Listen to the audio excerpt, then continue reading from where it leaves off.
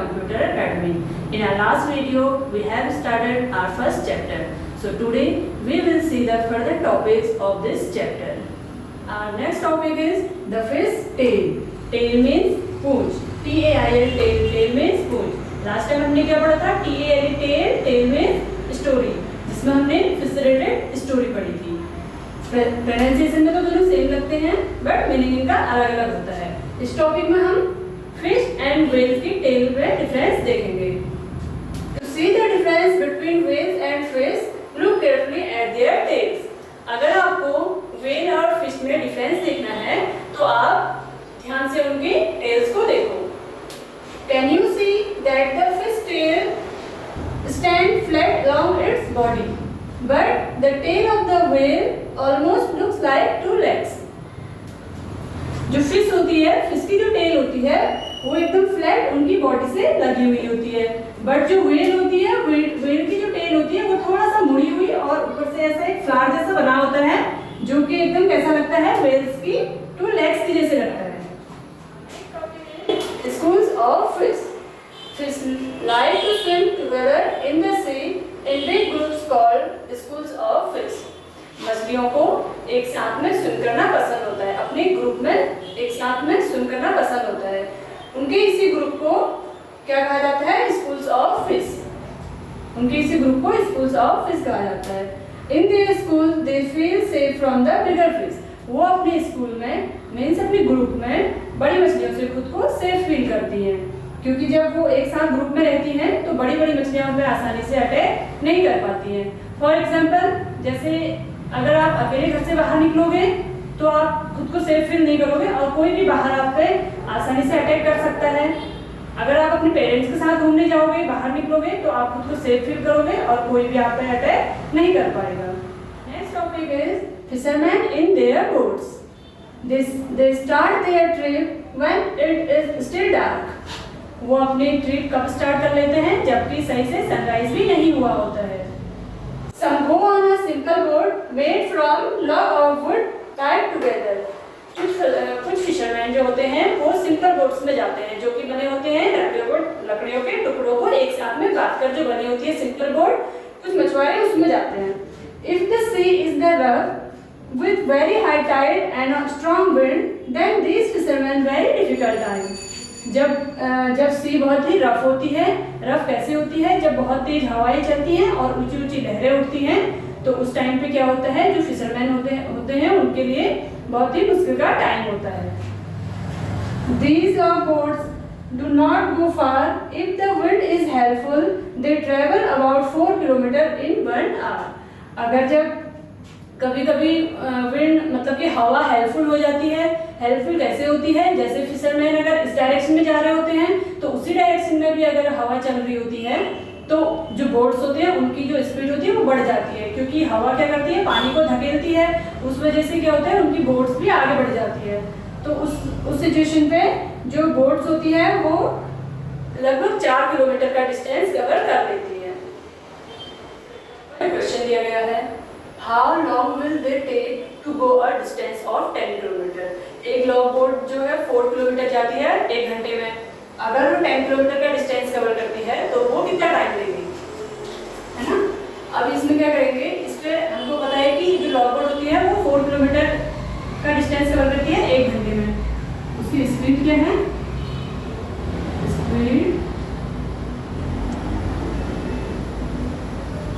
Speed है 4 kilometre per hour. Distance कितना है?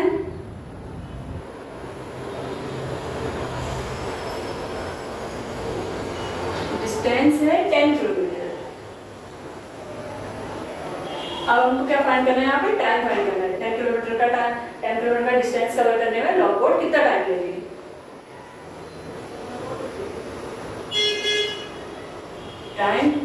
टाइम फाइंड करने के लिए क्या करते हैं? डिस्टेंस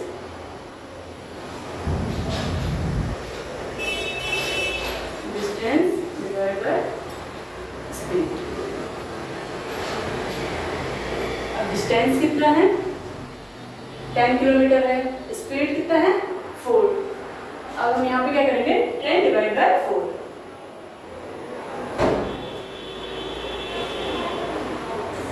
जा 8, 10 से 8 माइनस करेंगे 2।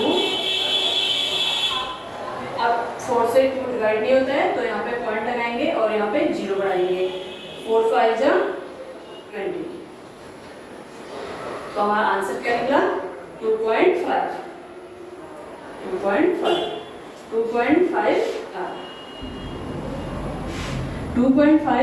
2.5 मीन्स होता है हाफ। इसको हम कैसे लिख सकते हैं 2.5 hour. 2.5 hour. The logboard will take 2.5 hours.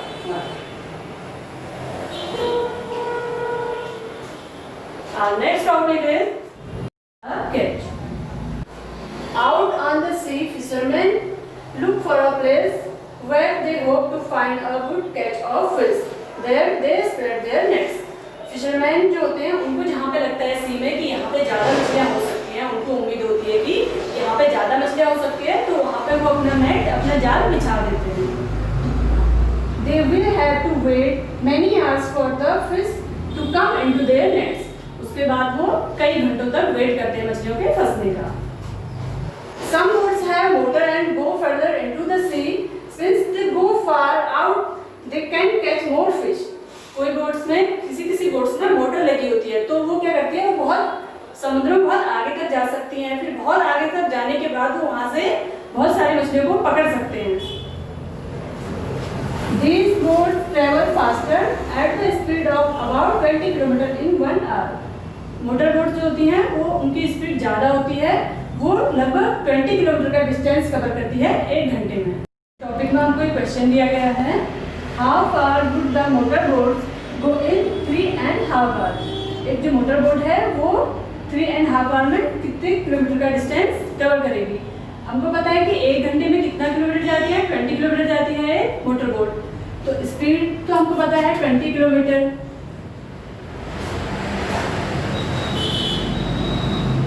Speed कितनी है मोटर बोट की 20 किलोमीटर पर आवर।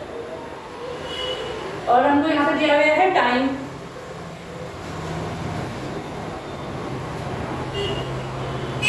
टाइम कितना है 3.5 आवर।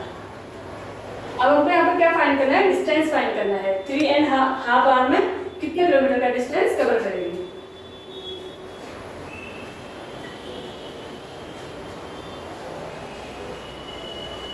डिस्टेंस फाइंड करने के लिए क्या करते हैं, speed multiply by time.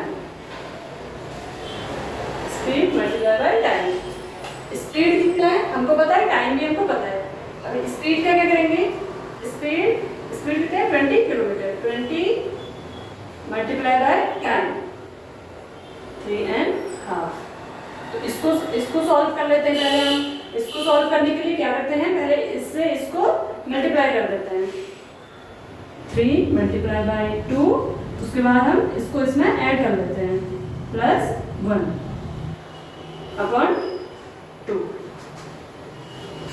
3 multiply 2 6, 6 plus 1 7, 7 upon 2, 7 upon 2।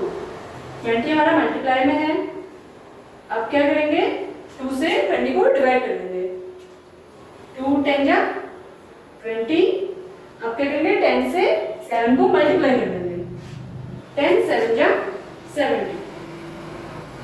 70 kilometre. Answer क्या निकला हमारा 70। एक जो मोटर बोट है वो 3.5 आवर में कितना किलोमीटर डिस्टेंस कवर करेगी, 70 kilometre. In 3.5 hour it will go 70 kilometre. इससे आगे की टॉपिक हम करेंगे अपनी नेक्स्ट वीडियो में। Thank you.